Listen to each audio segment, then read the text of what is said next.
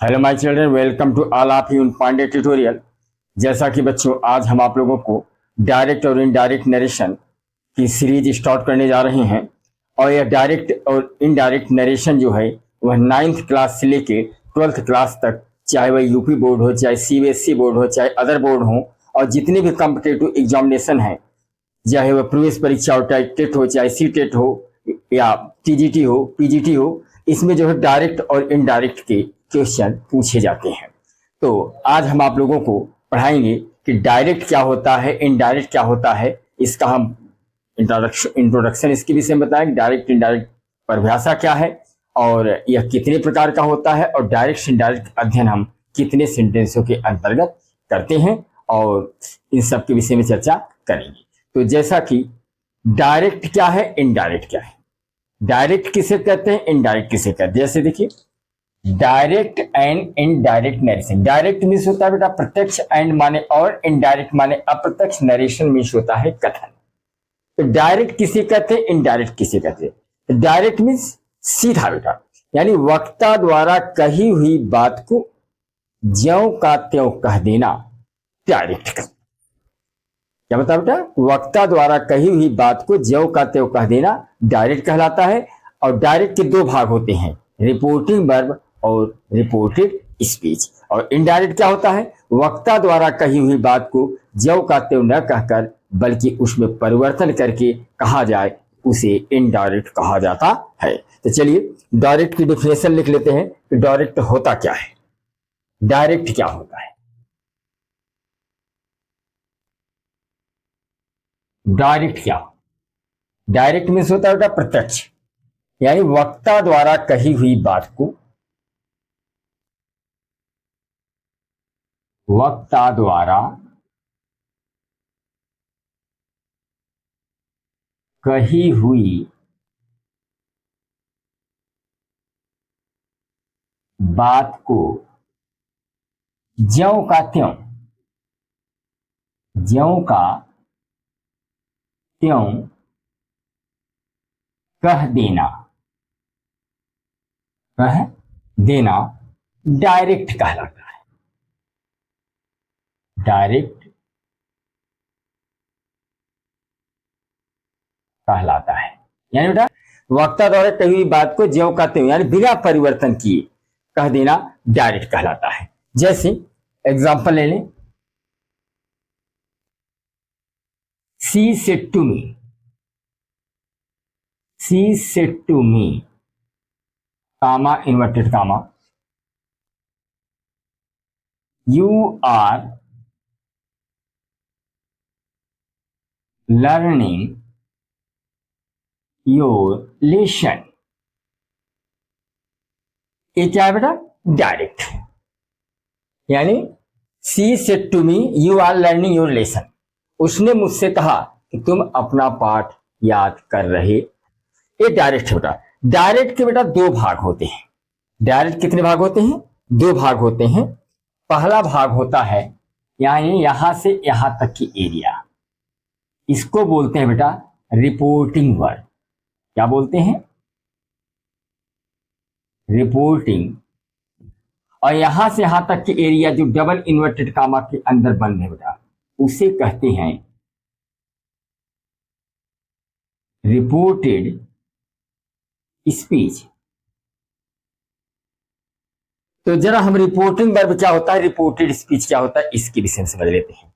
तो reporting verb का अर्थ यह होता है बेटा कि जिसमें, यानी अगर कोई एक व्यक्ति दूसरे व्यक्ति से कुछ कहता है, अगर कोई पहला व्यक्ति दूसरे व्यक्ति से कुछ कहता है, रिपोर्ट करता है, सूचना देता है, उसे कहते हैं बेटा रिपोर्टिंग वर्ब। और रिपोर्टिंग वर्ब को सिंगल कामा के बाहर लिखा जाता है।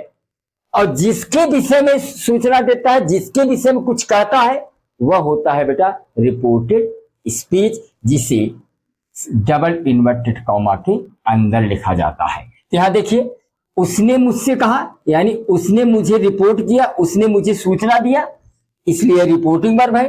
और किसके विषय में सूचना दिया, तुम्हारे विषय में सूचना दिया, यानी किसी दूसरे व्यक्ति के विषय में सूचना दिया, तो इसे कहते हैं रिपोर्टेड स्पीच। यानी इतना केवल दिमाग पर रख लो कि अगर कोई व्यक्ति किसी के विषय में सूचना देता है, जिससे सूचना देता है, यानी अगर कोई व्यक्ति जिससे सूचना देता है वह रिपोर्टिंग वर्ब होता है, जिसके विषय में सूचना देता है वह होता है रिपोर्टेड स्पीच। अब इतना याद रखिए कि जो रिपोर्टिंग, या सिंपल से याद रखिए कि जो वाक्य सिंगल कामा के बाहर हो बेटा उसे रिपोर्टिंग वर्ब समझना चाहिए, और जो डबल इन्वर्टेड कामा के अंदर बंद हो उसे रिपोर्टेड स्पीच समझना चाहिए। अब चर्चा करते हैं इनडायरेक्ट क्या होता है बेटा। इनडायरेक्ट किसे कहते हैं? इनडायरेक्ट मीन्स होता है अप्रत्यक्ष। इनडायरेक्ट मीन्स क्या होता है? अप्रत्यक्ष, यानी वक्ता द्वारा कही हुई बात को ज्यों का त्यों न कहकर उसमें परिवर्तन करके कहा जाए, अपने शब्दों में कहा जाए, वह होता है इनडायरेक्ट। वह क्या होता है? इनडायरेक्ट, यानी वक्ता द्वारा कही गई बात को ज्यों का त्यों न कहकर, ज्यों का त्यों न कहकर, बल्कि उसमें परिवर्तन करके कहा जाए, उसमें परिवर्तन करके कहा जाए, यानी अपने शब्दों में कहा जाए बेटा, तो इसे कहते हैं इनडायरेक्ट नरेशन। यानी डायरेक्ट समझ गए नहीं? तो ए बेटा आपका डायरेक्ट है, देखिए जैसा कि हमने कहा ए आपका डायरेक्ट है। अब इसी डायरेक्ट को अगर हम इनडायरेक्ट में चेंज करते हैं, इनडायरेक्ट में जब करेंगे तो क्या होगा बेटा? सी वैसे रहेगा, सेट टू हटेगा, टोल्ड लग जाएगा, मी कामा इन्वर्टेड कामा हटा डाइट, ये सेकंड पर्सन है तो मी के अनुसार आई, या प्रेजेंट कंटिन्यूअस है तो पास्ट कंटिन्यूअस टेंस में बदल जाएगा, तो I watch learning my lesson. अभी बेटा कैसे चेंज होता है इसका रूल हम आपको विधिवत समझाएंगे, कैसे टेंस में परिवर्तन होता है, कैसे पर्सन में परिवर्तन होता है, इन सब के विषय में हम चर्चा करेंगे। केवल अभी हम आपको यहाँ समझा रहे हैं कि डायरेक्ट क्या होता है, इनडायरेक्ट क्या होता है। तो यहाँ देखिए, सी सेड टू मी, उसने मुझसे कहा you are learning your lesson, तुम अपना पाठ याद कर रहे हो। अब देखिए इसमें हमने परिवर्तन कर दिया, तो अब अर्थ क्या हुआ? उसने मुझसे कहा कि मैं अपना पाठ याद कर रहा था। तो देखिए इस कथन में हमने परिवर्तन कर दिया, तो कैसा, तो किस रूप में कहा कि उसने मुझसे कहा कि मैं अपना पाठ याद कर रहा था, तो मैंने डायरेक्ट में परिवर्तन कर दिया, अपने शब्दों में इसे कह दिया, इसलिए क्या हो गया? इनडायरेक्ट। अब बेटा हम चर्चा करेंगे कि डायरेक्ट से इनडायरेक्ट का अध्ययन हम कितने सेंटेंसों के अंतर्गत करते हैं। तो डायरेक्ट से इनडायरेक्ट का अध्ययन 5 सेंटेंसों के अंतर्गत किया जाता है। पहले आप इसको स्क्रीनशॉट ले लें तो हम बताते हैं कि इनके सेंटेंस। तो डायरेक्ट से इनडायरेक्ट का अध्ययन कितने सेंटेंसों के अंतर्गत किया जाता है? तो बेटा 5 सेंटेंसों के अंतर्गत किया जाता है। तो कौन कौन से सेंटेंस है जिसके अंतर्गत हम डायरेक्ट से इनडायरेक्ट का अध्ययन करते हैं? तो वो 5 सेंटेंस इस प्रकार है बेटा। पहला है आपका असेटिव सेंटेंस, असेटिव सेंटेंस, सूचना या विधि सूचक वाक्य, सूचना या विधि सूचक वाक्य।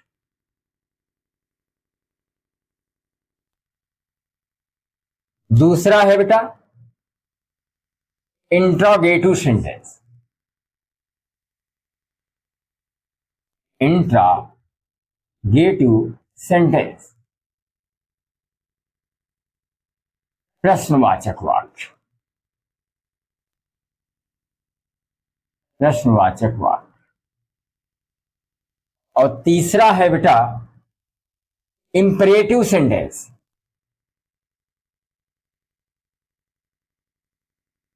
Imperative sentence. आज्ञा या परामर्श सूचक वाक्य, आज्ञा या परामर्श सूचक वाक्य। और चौथा है बेटा ऑप्टेटिव सेंटेंस,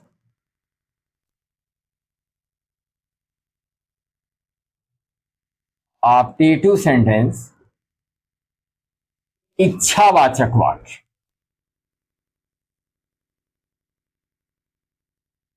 इच्छावाचक वाक्य। और पांचवा है बेटा एक्सक्लामेटरी सेंटेंस,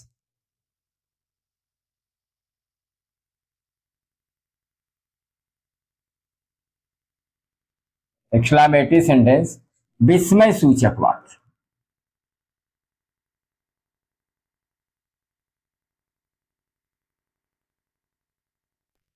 विस्मय सूचक वाक्य। तो हमने बताया बेटा कि डायरेक्ट से इनडायरेक्ट के अध्ययन 5 सेंटेंसों के अंतर्गत किया जाता है। और सेंटेंस कौन कौन से हैं मैंने आपको बताया। पहला क्या है बेटा असर्टिव सेंटेंस, जिसको हिंदी में कहते हैं सूचना या सूचक वाक्य। और दूसरा है इंट्रोगेटिव सेंटेंस, जिसको कहते हैं प्रश्नवाचक वाक्य। तीसरा है इंपरेटिव सेंटेंस, जिसे आज्ञा परामर्श सूचक वाक्य कहा जाता है। चौथा है ऑप्टेटिव सेंटेंस, जिसे इच्छावाचक वाक्य कहा जाता है। और पांचवा है एक्सक्लामेटरी सेंटेंस, जिसे विस्मय सूचक वाक्य कहा जाता है। तो जैसे इसमें हम जब तक बेटा डायरेक्ट से इनडायरेक्ट में बदलना है, तो सबसे पहले आप रिपोर्टेड स्पीच में जाइए और पहचानिए कि कौन सा सेंटेंस है, असर्टिव है कि इंट्रोगेटिव है कि इंपरेटिव है कि ऑप्टेटिव है कि एक्सक्लामेटरी। जब तक सेंटेंस नहीं पहचानोगे बेटा, तब तक आप सही सा रूल आप नहीं लगा पाओगे। इसलिए सबसे पहले सेंटेंस पहचानिए, क्योंकि हर सेंटेंस के अलग अलग रूल है। असर्टिव सेंटेंस को डायरेक्ट से इनडायरेक्ट बदलने का अलग रूल है। इंट्रोगेटिव, इंपरेटिव, ऑप्टेटिव, एक्सक्लामेटरी सभी सेंटेंसों को डायरेक्ट से इनडायरेक्ट में बदलने का अलग अलग रूल होता है। इसलिए आप डायरेक्ट से इनडायरेक्ट बदलने से पहले सबसे पहले देखिए डबल इन्वर्टेड कामा के अंदर जो वाक्य है, वह जो सेंटेंस दिया गया है, वह सेंटेंस किस प्रकार का है, असर्टिव है कि इंट्रोगेटिव है, ऑप्टेटिव है कि एक्सक्लामेटरी है, कि कौन सा सेंटेंस है। जब उसको आप पहचान लेंगे तो उसका रूल लगा देंगे, तो आपसे गलती नहीं होगी। तो जैसे पहला है, इसमें पहला है आपका असर्टिव सेंटेंस, असर्टिव सेंटेंस।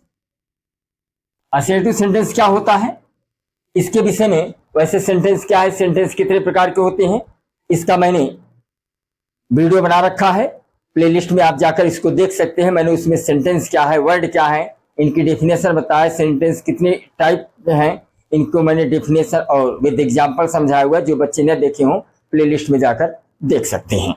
तो जैसे असर्टिव सेंटेंस क्या है, उसमें मैंने बताया है, उस वीडियो में मैंने बताया है। फिलहाल मैं थोड़ा सा चर्चा कर दे रहा हूं कि जिस वाक्य से किसी कार्य या घटना के होने या न होने की सूचना प्राप्त हो, उसे बेटा असर्टिव सेंटेंस कहा जाता है।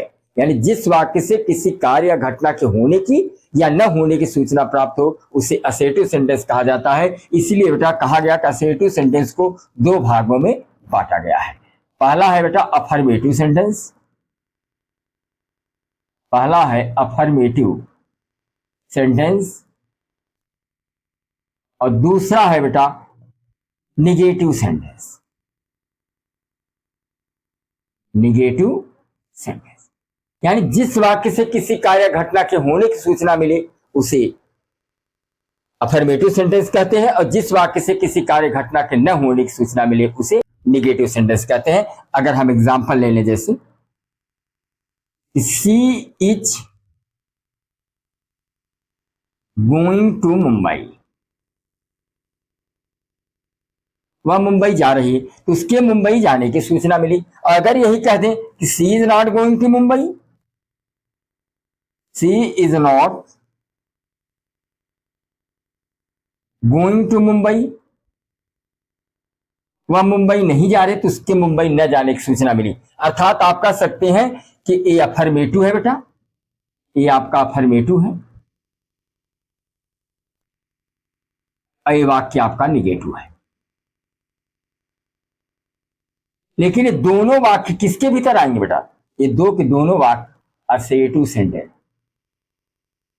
ये दोनों वाक्य किसमें आएंगे? असर्टिव सेंटेंस के अंतर्गत आएंगे। तो सबसे पहले आप पहचानिए कि असर्टिव सेंटेंस है, तो अगर रिपोर्टेड स्पीच यानी जो डबल इन्वर्टेड कामा के अंदर बंद वाक्य है, अगर वह वाक्य अफर्मेटिव निगेटिव का है तो निश्चित रूप से वह असर्टिव सेंटेंस होगा। और असर्टिव सेंटेंस के वाक्यों को डायरेक्ट से इनडायरेक्ट में बदलने के रूल क्या होते हैं, इसको हम बताते हैं। आप स्क्रीनशॉट इसको ले लीजिए। देखते हैं कि असर्टिव सेंटेंस के वाक्यों को डायरेक्ट से इनडायरेक्ट में कैसे चेंज किया जाता है, इसके बदलने के रूल क्या है, इसको कैसे कैसे हम बदलते हैं। इसको बदलने का जो पहला रूल यह होता है बेटा, पहला रूल क्या होता है डायरेक्ट से इनडायरेक्ट में बदलने का, कि यदि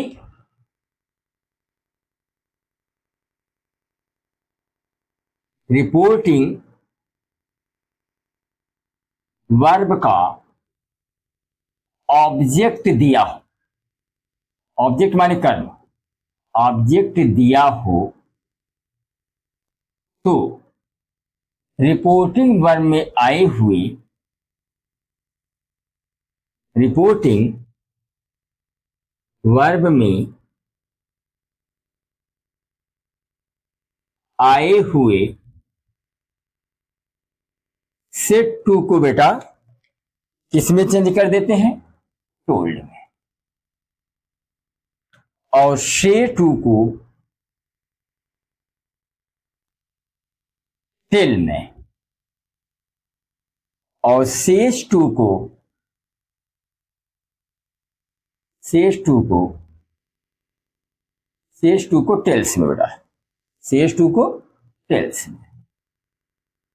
हाँ, अगर रिपोर्टिंग वर्ब का ऑब्जेक्ट दिया हो तभी इसको चेंज करेंगे। अगर रिपोर्टिंग वर्ब का ऑब्जेक्ट न दिया हो तो सेड से और सेज में कोई परिवर्तन नहीं होता।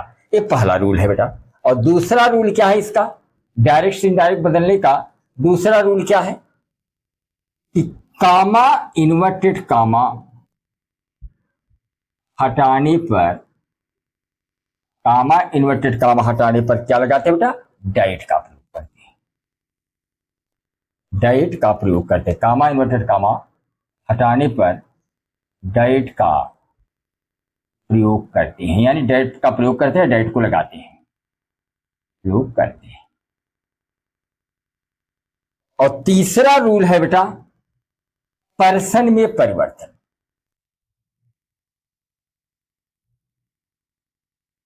पर्सन में परिवर्तन, पर्सन में परिवर्तन थोड़ा सा आप जाने पर्सन क्या होते हैं। पर्सन तीन होते हैं बेटा। पर्सन कितने होते हैं? तीन होते हैं। पर्सन तीन प्रकार के होते हैं। First person, second person, first person, second person और थर्ड पर्सन। तो फर्स्ट पर्सन में क्या क्या आता है बेटा? तो फर्स्ट पर्सन में आपका आई और वी आता है। फर्स्ट पर्सन में आई और वी आता है। सेकंड पर्सन में बेटा यू आता है। और थर्ड पर्सन में ही, सी, इट, दे। जितने भी मेल और फीमेल के नेम है बेटा, चाहे रीता, गीता, सीता, राम, श्याम, मोहन, जितने भी नाम हैं वे सब के सब थर्ड पर्सन में आते हैं। तो पर्सन को हमेशा याद रखिए कि फर्स्ट पर्सन में क्या क्या आता है, सेकंड पर्सन में क्या क्या आता है, थर्ड पर्सन में क्या क्या आता है। याद रखिए फर्स्ट पर्सन में आई भी और सेकंड पर्सन में यू, और इनके अलावा जितना भी बचेगा सब के सब क्या होगा बेटा? थर्ड पर्सन होगा। और पर्सन को चेंज करने का एक फार्मूला होता है बेटा। पर्सन को चेंज करने का एक फार्मूला होता है। वह फार्मूला क्या बेटा? सन बटा 123 यानी 123। जहां यस क्या है बेटा? यस मीन्स होता है सब्जेक्ट, ओ मीन्स होता है बेटा ऑब्जेक्ट, और एन मीन्स होता है नो चेंज। और 1 2 3 क्या है बेटा? 1 2 3 आपका first, second and third person है। First, second and third person है। हाँ, एक चीज बेटा हमेशा नोट नोट याद रखिएगा कि पर्सन जो होता है सदैव रिपोर्टिंग वर्ब के सब्जेक्ट या ऑब्जेक्ट के अनुसार ही चेंज किया जाता है। इस चीज को हमेशा याद रखिएगा कि पर्सन सदैव रिपोर्टिंग वर्ब की सब्जेक्ट या ऑब्जेक्ट के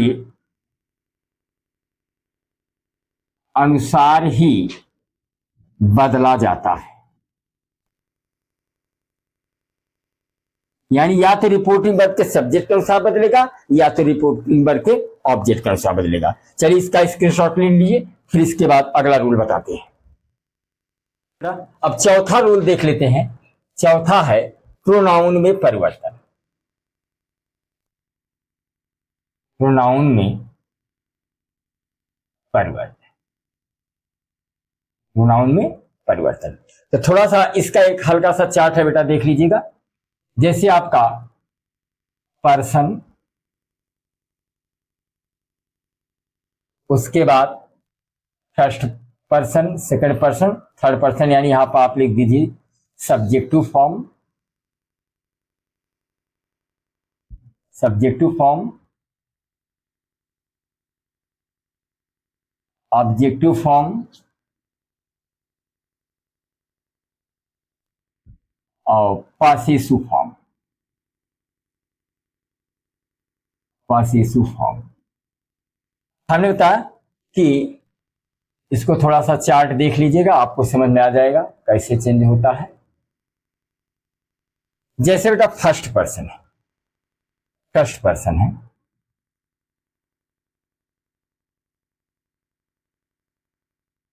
फर्स्ट पर्सन में क्या क्या आता है, आई और वी आता है।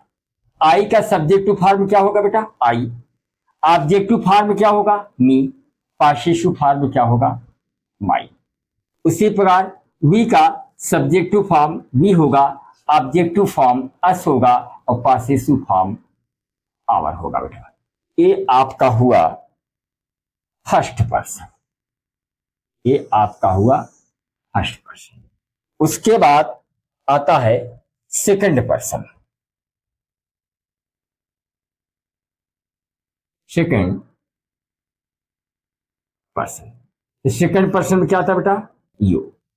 यानी यू का subjective form you, objective form you, possessive form you. ये आपका हुआ सेकंड पर्सन। उसके बाद थर्ड पर्सन बेटा,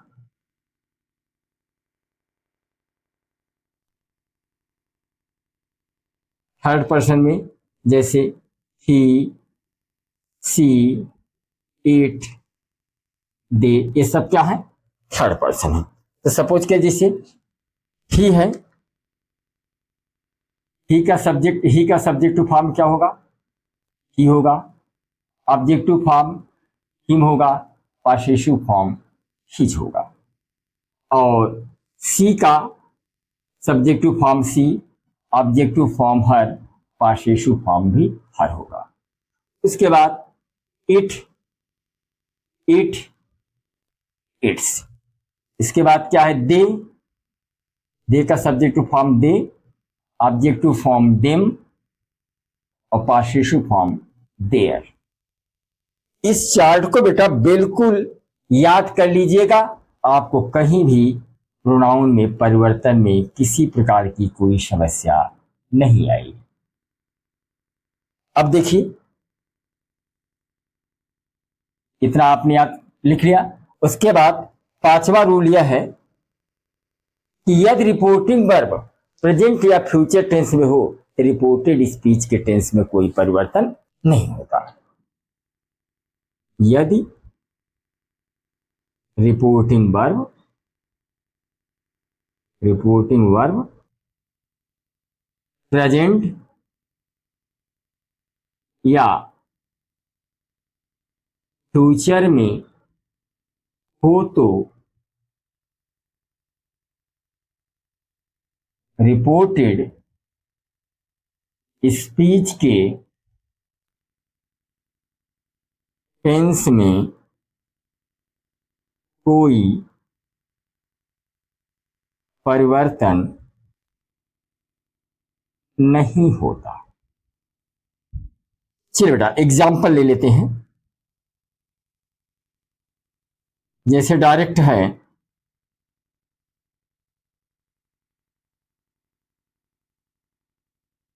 he said to me, comma inverted comma, we are learning our lesson। देखिए बेटा ये डायरेक्ट है। अब इसको हमें किस में चेंज करना है? इनडायरेक्ट में।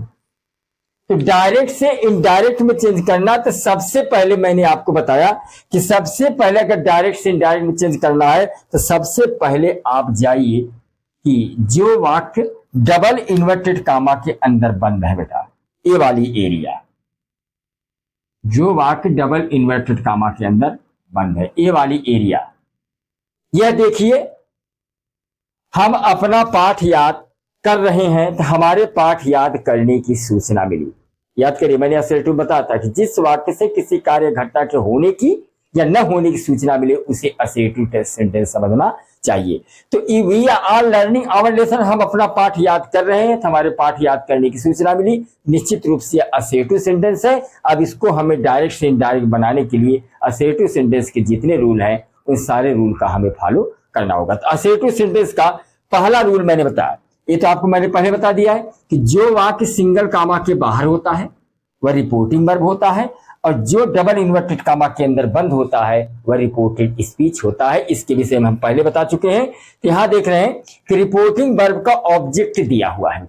रिपोर्टिंग वर्ब का ऑब्जेक्ट दिया है तो निश्चित रूप से सेट टू चेंज होगा। तो मैंने आपको रूल बताया है कि अगर रिपोर्टिंग वर्ब का ऑब्जेक्ट दिया है तो रिपोर्टिंग वर्ब में आए हुए सेट टू को टोल्ड में बदल देते हैं, इस और शेष टू को टेल्स में और शेष टू को टेल में। तो यहां पर शेष टू को बदलेंगे तो क्या हो जाएगा? टोल्ड हो जाएगा। क्या हो जाएगा बेटा? टोल्ड। क्या हो जाएगा? ही, इससे टू हटा क्या लग गया? टोल्ड। He told me. उसके बाद दूसरा रूल मैंने बताया था कि कामा इन्वर्टेड कामा को हटाने पर डैट लगाते हैं। तो यहां पर कामा इन्वर्टेड कामा को हटा क्या लग गया? डैट।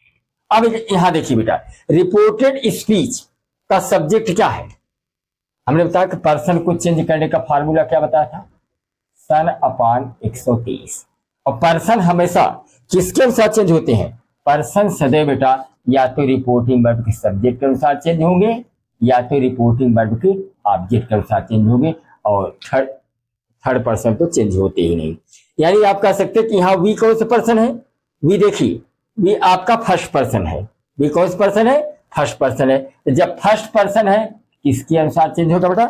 अगर जब फर्स्ट पर्सन है, रिपोर्टिंग वर्ब का रिपोर्टेड स्पीच का सब्जेक्ट क्या है? फर्स्ट पर्सन का है, यह क्या होगा? रिपोर्टिंग वर्ब के सब्जेक्ट के अनुसार चेंज होगा। यानी आप कह लीजिए कि रिपोर्टेड स्पीच का सब्जेक्ट या फर्स्ट पर्सन का है, इसलिए इसको किसके अनुसार चेंज करेंगे बेटा? रिपोर्टिंग वर्ब के सब्जेक्ट के अनुसार चेंज करेंगे। एक चीज याद रखिए कि रिपोर्टिंग वर्ब का सब्जेक्ट जो चीज यहां रहेगा वही चीज यहां लिखा जाएगा। हाँ, इतना याद रखिए, अगर यहाँ किसी लड़के का नाम है तो यहाँ पर ही आएगा, किसी लड़की का नाम है तो यहाँ पे सी आएगा। तो चूंकि वी फर्स्ट पर्सन है तो यह रिपोर्टिंग वर्ब के सब्जेक्ट के अनुसार बदलेगा, तो यहाँ पर रिपोर्टिंग वर्ब का सब्जेक्ट ही है तो यहाँ पर ही आएगा। अब इसके बाद क्या है कि we are learning our lesson. हाँ, अगर रिपोर्टिंग वर्ब पास्ट टेंस में होता है तो रिपोर्टेड स्पीच के टेंस में परिवर्तन होता है। तो चूंकि ये रिपोर्टिंग वर्ब पास्ट टेंस में है, इस रिपोर्टेड स्पीच के टेंस में परिवर्तन होगा। और टेंस कैसे पहचानेंगे? टेंस को पहचानने का मैंने बेटा एक वीडियो बना रखा है, प्रेजेंट इंडेफिनिट टेंस लेके फ्यूचर परफेक्ट कंटिन्यूअस टेंस तक का मैंने एक चार्ट बना रखा है, और 19 मिनट का केवल चार्ट है। आप इस वीडियो को देख लेंगे तो प्रेजेंट इंडेफिनिट टेंस लेके फ्यूचर परफेक्ट कंटिन्यूअस टेंस तक के टेंस को पहचानने में आप चुटकियों में पहचान सकते हैं कौन सा टेंस है। उसको वीडियो को आप प्लेलिस्ट में जाकर जरूर देखें, ताकि डायरेक्ट इनडायरेक्ट को चाहे एक्टिव पैसिव हो टेंस को आप आसानी से। तो अब देखिए यहाँ पे आर के साथ वर्ब के फर्स्ट फॉर्म में आईएनजी लगा है। तो मैंने उसमें बताया है कि अगर किसी वाक्य में इज आर एम के साथ वर्ब के फर्स्ट फॉर्म में आईएनजी दिख जाए तो निश्चित रूप से प्रेजेंट कंटीन्यूअस टेंस होगा। इसको हम किस में चेंज कर देंगे बेटा? पास्ट कंटीन्यूअस टेंस में। तो he was, past continuous tense के साथ क्रिया वाज के साथ, वाज या वर्ब के साथ वर्ब के फर्स्ट फॉर्म में आईएनजी, ही वाज लर्निंग।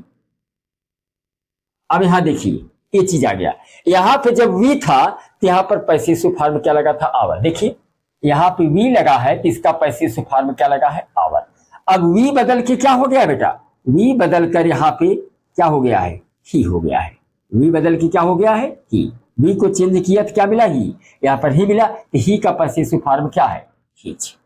ही का पैसिव फॉर्म क्या है? हिज। यहां पर आवर चेंज होकर क्या हो जाएगा? हिज लेशन। हिज। और अंत में बेटा इन्वर्टेड कामा को हटाकर फुल स्टॉप लगा देते हैं। अब इसका स्क्रीनशॉट ले लें, फिर आगे बताते हैं इसका रूल क्या है।